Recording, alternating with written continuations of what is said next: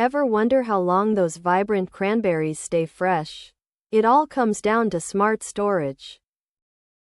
For peak refrigeration freshness, pop them into a plastic bag or a covered container in your fridge.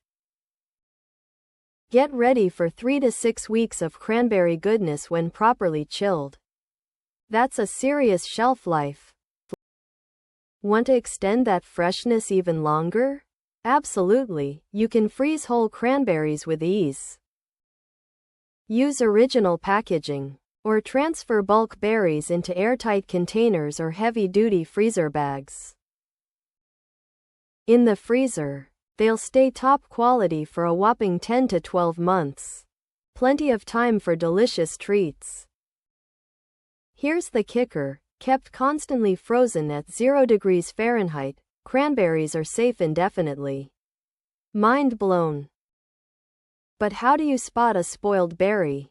Look for softness, mushy texture, and fading, dull color.